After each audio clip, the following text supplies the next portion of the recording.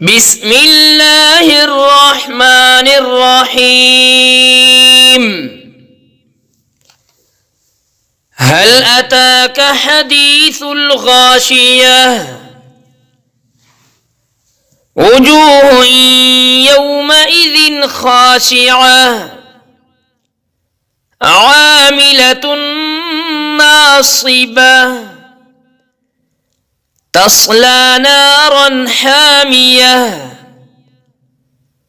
تسقى من عين آنية ليس لهم طعام إلا من ضريع لا يسمن ولا يغني من جوع وجوه يومئذ ناعمة لسعيها راضية في جنة عالية لا تسمع فيها لاغية فيها عين جارية فيها سرر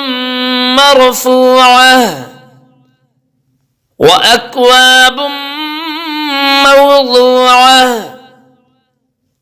ونمارق مصفوفة وزرابي مبثوثة أفلا ينظرون إلى الإبل كيف خلقت وإلى السماء كيف رفعت وإلى الجبال كيف نصبت وإلى الأرض كيف سطحت فذكر إنما أنت مذكر لست عليهم بمسيطر إلا من تولى وكفر فيعذبه الله العذاب الأكبر إن إلينا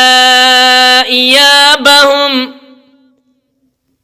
ثم إن علينا حسابهم